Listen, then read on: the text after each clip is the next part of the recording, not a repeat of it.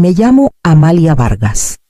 Tengo 65 años, estoy jubilada.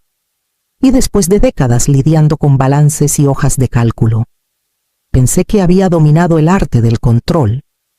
Me gusta la precisión, las mañanas tranquilas con un café humeante y el ritmo sutil de mi pequeño departamento en la Ciudad de México. Pero ese martes por la mañana, mientras revisaba el correo, un sobre con una letra conocida me llamó la atención. Era de mi hija, Clara. La dirección de remitente me hizo sentir un nudo en el pecho. Las invitaciones para el Día de Acción de Gracias de su familia siempre venían envueltas en cortesías, pero cargadas de expectativas. Abrí el sobre con cuidado, mis dedos rozando una tarjeta color crema. Adentro, escrita en una caligrafía elegante, decía: «Nos encantaría que nos acompañaras este Día de Acción de Gracias. Tu presencia es muy esperada». Un destello de calidez me recorrió. Recordé las risas compartidas, el aroma del pavo asado, el toque de canela de los postres, pero tan rápido como vino. Una sombra de duda me cruzó. Las invitaciones de Clara siempre seguían un patrón. Siempre había un motivo detrás de su sonrisa. Una deuda, un favor, una presión sutil envuelta en amor familiar. Doblé la tarjeta y la guardé en el sobre, dejándola en la mesa. Mientras miraba la luz pálida de la mañana derramándose sobre el piso de madera, mi departamento estaba inusualmente silencioso, casi como si conspirara con mi indecisión. Pensé en todos los días de Acción de Gracias a los que había asistido, cada uno un ensayo de paciencia, cada uno una prueba que superé sin reconocimiento, y aún así, una parte de mí, terca como siempre, quería creer. Guardé el sobre en mi bolso, puse las llaves a un lado y respiré hondo. La decisión de ir estaba tomada. Aunque la inquietud persistía, me permití un momento para imaginar los aromas familiares, las charlas, las luces navideñas. Luego, con un leve movimiento de cabeza, me recordé que la preparación lo era todo. Mañana necesitaría más que esperanza, necesitaría estrategia. Pasé la mañana organizando regalos en la mesita junto a la ventana, dejando que la luz del sol bañara los paquetes envueltos con cuidado y las bufandas dobladas con esmero. Cada objeto parecía pesar más de lo que debería, no por su valor material, sino por los recuerdos que llevaba consigo. Una bufanda de lana que compré meses atrás me recordó la risa de Clara a sus 10 años. Y cómo me quedé despierta hasta tarde terminando su proyecto de ciencias después de un día de 12 horas en la oficina. Esa misma diligencia solo me valió un asentimiento cortés de mis padres. Mientras doblaba un suéter, recordé mi adolescencia, noches equilibrando tareas con quehaceres, cenas silenciosas donde mis logros pasaban desapercibidos, y cómo las calificaciones de Clara eran celebradas con cintas y elogios que parecían casi teatrales. Aprendí pronto que ser responsable era mi boleto para sobrevivir en esa casa. Pero el reconocimiento era raro. Aprendí a tragarme el orgullo, a parecer alegre mientras me ignoraban, y a cargar en silencio con pesos que nunca fueron míos.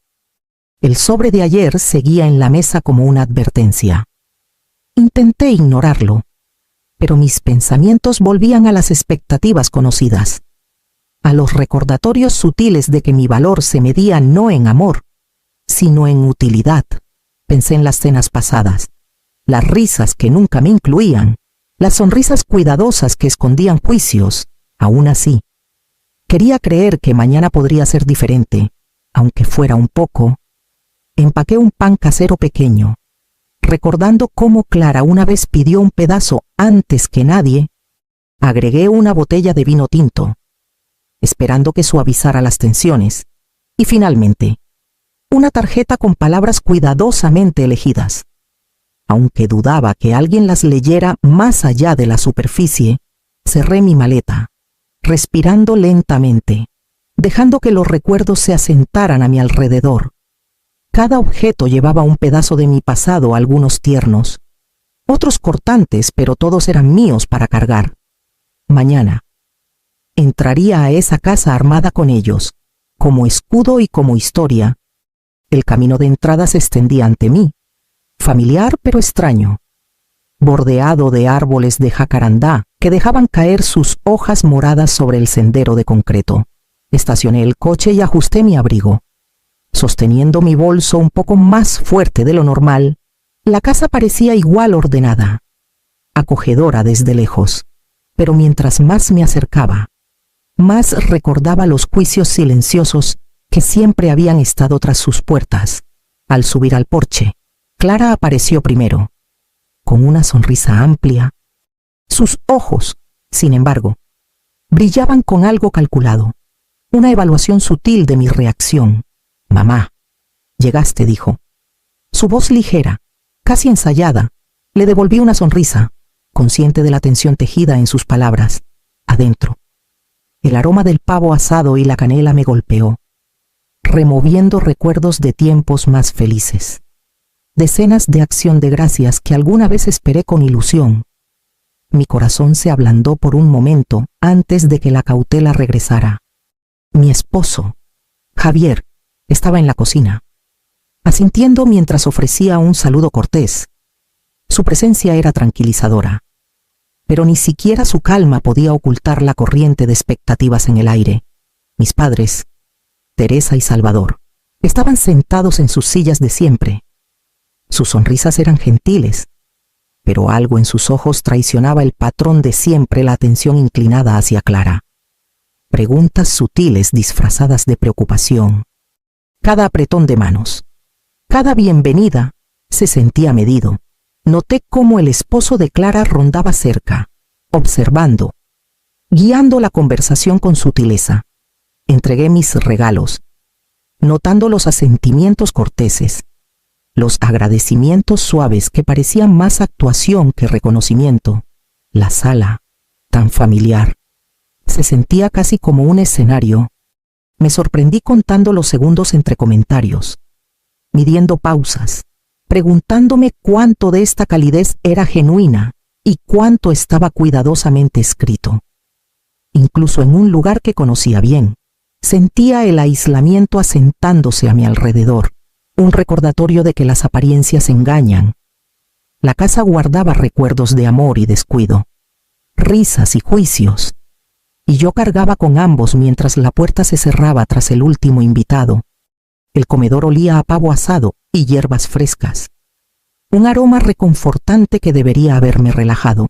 Los platos brillaban bajo la luz suave de la lámpara, y la mesa estaba puesta con todos los detalles, cada cubierto perfectamente alineado.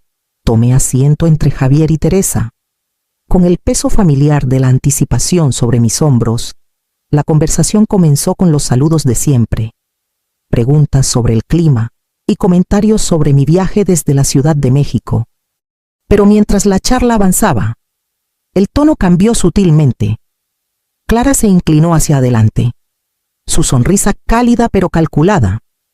Entonces, «Mamá, ¿cómo van tus inversiones este año? ¿Alguna oportunidad nueva que estés explorando?», preguntó con naturalidad, pero cada palabra cargaba un peso que podía sentir. Respondí con cuidado, dando generalidades y actualizaciones vagas, pero sus ojos buscaban los míos, evaluando. Javier ofreció un asentimiento silencioso de apoyo, pero incluso él no intervino, dejándome navegar sola las preguntas inquisitivas. El patrón era conocido, cada pregunta educada era una prueba, cada cumplido una expectativa velada. Teresa se unió, elogiando mis logros profesionales, su voz suave, casi aprobatoria, pero los elogios se sentían estratégicos más que afectuosos, y mi pecho se apretó. Me di cuenta de cuánto había cambiado en esta casa. Mis logros nunca fueron solo míos, eran herramientas para admirar y aprovechar. El esposo de Clara agregó sus propios comentarios, alabando mi prudencia y la disciplina que me permitió mantener ahorros y planes de retiro. Las palabras eran suaves, halagadoras, pero afiladas con insinuaciones sutiles. Cada comentario me recordaba que mi valor se medía no en amor o presencia, sino en estabilidad y recursos. Tomé un sorbo de agua, sintiendo cómo el líquido fresco me anclaba, mientras la conversación seguía sobre estrategias financieras, planes de retiro e inversiones hipotéticas. Las risas y el tintineo de los cubiertos enmascaraban la tensión que se había asentado sobre la mesa como una niebla invisible. Cada frase educada llevaba una agenda oculta, cada cumplido una pregunta que no tenía intención de responder completamente. Cuando llegó el primer plato, me sentía completamente presente y, a la vez, totalmente fuera de lugar. La calidez de la mesa era una actuación cuidadosa, una máscara para las expectativas que había aprendido a cumplir durante décadas. Y la inquietud en mi pecho me recordaba que las apariencias pueden engañar. La sala se había asentado en el ritmo de la charla educada cuando Teresa me entregó una pequeña caja de terciopelo. Sus manos cuidadosas, casi ceremoniales. La tomé, sonriendo cortésmente, dejando que la luz cálida cayera sobre su superficie burdeos. Los ojos de Clara brillaban con una emoción ensayada, y por un momento me permití imaginar algo sencillo dentro un detalle, un gesto de buena voluntad navideña. Levanté la tapa y me quedé helada. No había ningún adorno, ningún recuerdo. Solo una notificación bancaria doblada, con bordes nítidos y oficiales. Mi corazón golpeó contra mis costillas mientras leía las palabras la deuda de Clara. 5 millones de pesos. Vencida, levanté la mirada, encontrándome con la suya. Ella sonrió, calma, casi expectante. La sala parecía encogerse, el aire denso con anticipación. Mis padres intercambiaron miradas que hablaban sin palabras, y de inmediato entendí lo que asumían que yo lo cubriría. Mi pecho se apretó, la incredulidad mezclándose con una fría oleada de traición. «¿Esto es tuyo?», pregunté. Mi voz más pequeña de lo usual, temblando ligeramente a pesar de mi esfuerzo por mantener la compostura. «La deuda de tu hermana», dijo Teresa suavemente, su tono gentil, pero el mensaje era afilado como un cuchillo. «Tú lo cubrirás». Miré la notificación, mis dedos apretando los bordes. El peso de la expectativa, construido durante décadas, me aplastaba. Años de responsabilidad silenciosa, planificación cuidadosa y sacrificios personales habían sido notados, almacenados en silencio, y ahora usados como arma. La atmósfera educada de la cena se disolvió en algo calculado, una prueba que no había aceptado tomar. Coloqué la caja con cuidado en la mesa, forzando mis manos a estabilizarse. Esto no era un regalo, era una trampa, perfectamente envuelta en tradición y obligación familiar. La realización se asentó con un escalofrío. Había caminado hacia una actuación que había sido ensayada mucho antes de mi llegada. Tomé una respiración lenta y estabilizadora y puse la notificación bancaria a un lado. «No puedo cubrir esto», dije, mi voz firme, intentando mantener el control sobre la tormenta que crecía en mi pecho. Las palabras quedaron en el aire, deliberadas y finales. La sonrisa de Clara vaciló por un instante antes de endurecerse. «Lo harás», dijo secamente, inclinándose hacia adelante. Su mano barrió una copa de vino tinto por la mesa, y el líquido surcó el aire, salpicándome frío y pegajoso en la cara y el cuello. El shock me congeló por un latido. El brillo cálido y festivo de la lámpara parecía burlarse del desastre que goteaba por mi blusa. «Increíble», murmuró Teresa, su voz calma pero con un filo de expectativa. «Pensamos que ayudarías. Te va tan bien. Así es como las familias manejan las cosas». La mirada de Salvador pasó entre nosotras, un empujón silencioso urgiendo conformidad. Su tono escondido bajo una preocupación educada. La sala se sentía más pequeña, asfixiante. Cada par de ojos calculando. Pesando mi respuesta, Clara se recostó, brazos cruzados, con una leve satisfacción pintada en su rostro. Su esposo observaba en silencio, pasivo pero aprobando el espectáculo. Me limpié el vino con manos temblorosas. el calor de la ira y la humillación creciendo. Décadas de ser medida, probada e ignorada, presionaban con renovada intensidad. Esto ya no era una expectativa educada, era una exigencia, envuelta en la fachada de la tradición y la obligación familiar. Mi propia historia, mi cuidadosa gestión de finanzas, mis sacrificios, ahora eran usados contra mí, herramientas en una actuación en la que no había aceptado participar. El ruido de los cubiertos y las conversaciones murmuradas continuaban a mi alrededor, pero no escuché nada. Cada frase educada era un arma, cada sonrisa un desafío. Sentí incredulidad, ira y un impulso de instinto protector enroscándose en mi pecho. No sería utilizada, ni ahora, ni nunca. La caja de terciopelo, el vino, las presiones cuidadosamente orquestadas no me romperían. Enderecé mis hombros, levanté la barbilla y dejé que el silencio se asentara entre nosotros. La escena crepitaba con tensión, y sabía que el momento había llegado. Tenía que mantenerme firme, o los límites que había luchado toda mi vida por establecer desaparecerían en un instante. No había notado que Javier se había deslizado silenciosamente hacia una esquina de la sala, con las manos cruzadas flojamente frente a él, los ojos agudos y alerta. Me había observado mientras enfrentaba la ráfaga de demandas, la presión educada que enmascaraba coerción. Por un momento, el caos alrededor de la mesa pareció pausarse, el zumbido de la conversación desvaneciéndose bajo la gravedad de su mirada. Lo vio todo, la forma en que Clara se recostó, satisfecha con su despliegue, las sonrisas cuidadosas de Teresa y Salvador, velando sus expectativas como una rutina practicada, los asentimientos sutiles del esposo de Clara, afirmando la actuación, cada detalle de la manipulación, cada matiz de derecho, se registró claramente en sus ojos firmes.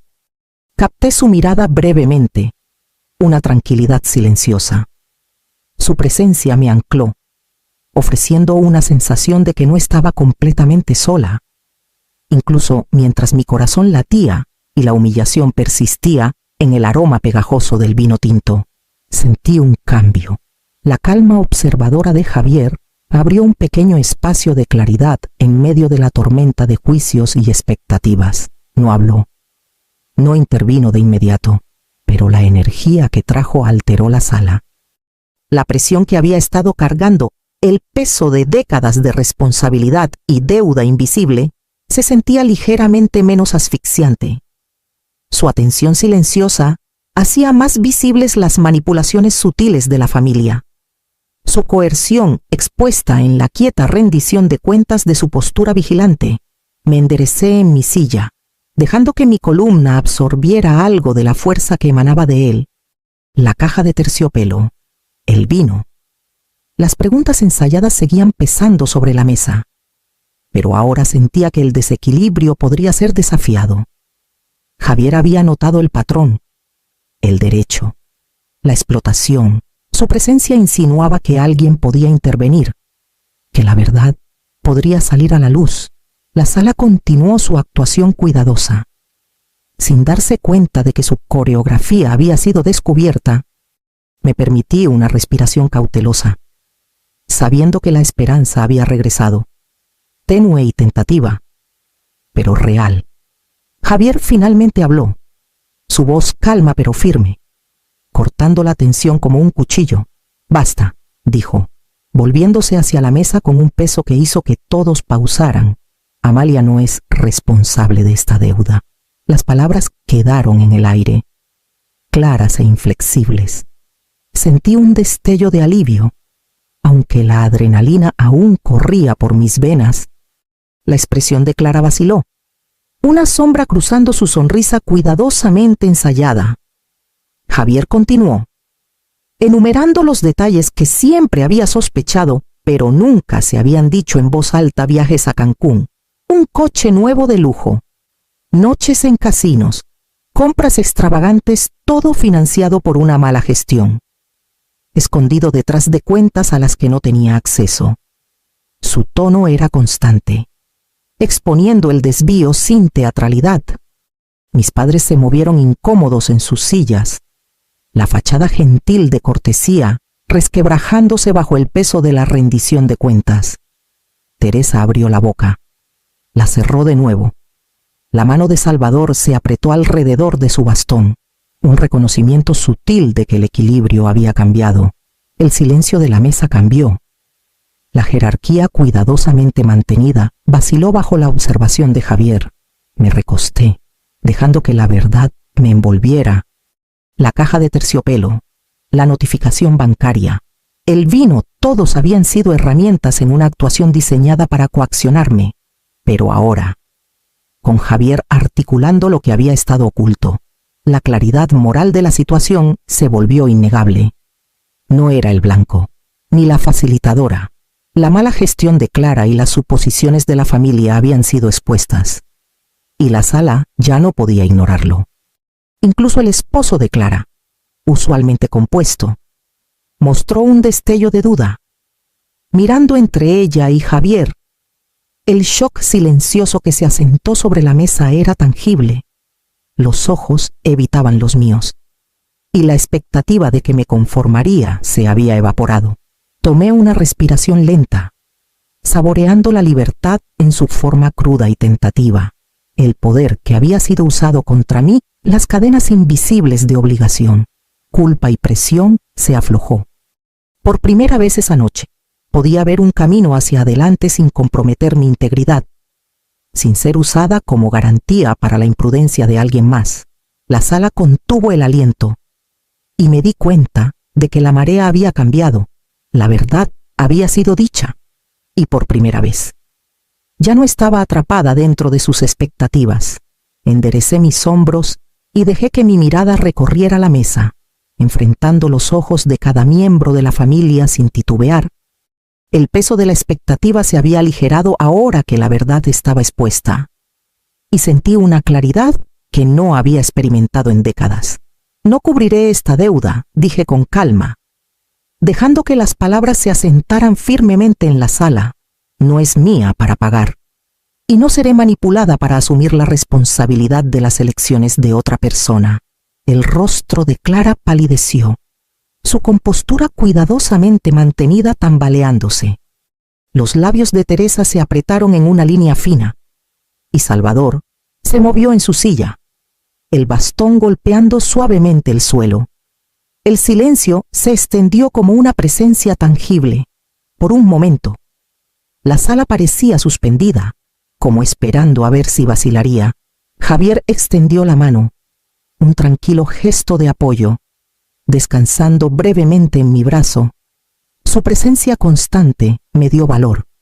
Podía sentir los temblores sutiles del cambio de poder. La autoridad que había descansado en la culpa y la obligación se estaba fracturando. El esposo de Clara desvió la mirada, evitando el enfrentamiento, mientras los dedos de Clara se apretaban en el borde de su silla. Me permití hablar con la confianza tranquila que había cargado en privado durante años. Participaré en los eventos familiares en mis términos. Ofreceré mi presencia y mi cariño. Pero no seré usada como solución, recurso financiero o peón. Las palabras resonaron con honestidad, firmes pero medidas. Las respuestas vinieron en murmullos suaves. Algunos rostros reflejaban vergüenza, otros enojo, y algunos reconocían la verdad con una aceptación renuente. Noté el asentimiento de Teresa, sutil pero genuino, y la mirada de Salvador se suavizó lo suficiente para mostrar un reconocimiento de mi autonomía. Por primera vez, sentí los límites de mi vida firmemente en mis manos. Había reclamado una medida de control y confianza, y el alivio era casi mareante. La sala podía ajustarse a mí ahora, pero sabía que este era el momento en que debía mantenerme firme. Mis elecciones, mis términos y mi dignidad ya no eran negociables. El regreso a la Ciudad de México fue más silencioso de lo usual. Las calles familiares, pero refractadas por los eventos de la noche. El aire invernal presionaba suavemente contra las ventanillas del coche, fresco y limpio. cargando una sensación de finalidad. Llevaba una calma que no había conocido en años, templada por la adrenalina que había surgido en la mesa, en casa. Desempaqué lentamente, colocando cada objeto en su lugar designado. El departamento parecía respirar a mi alrededor, reflejando una vida que había construido en mis propios términos. Revisé mis cuentas, ajustando contraseñas y reorganizando finanzas, asegurando los límites que había establecido no solo verbalmente, sino en la práctica. La caja de terciopelo, ahora de vuelta a su cajón, se sentía inerte, un símbolo de una obligación que me negué a cargar. Me hundí en el sillón junto a la ventana, con Javier acomodándose silenciosamente a mi lado, su presencia constante. Pensé en la cena, en la ira de Clara, en las máscaras educadas de mis padres, y sentí una sorprendente oleada de claridad. Durante décadas había medido mi valor contra su aprobación, pero esta noche había demostrado que la autonomía y la dignidad no se concedían, se reclamaban. El departamento olía ligeramente a café recién hecho y a cedro de la maceta junto a la ventana.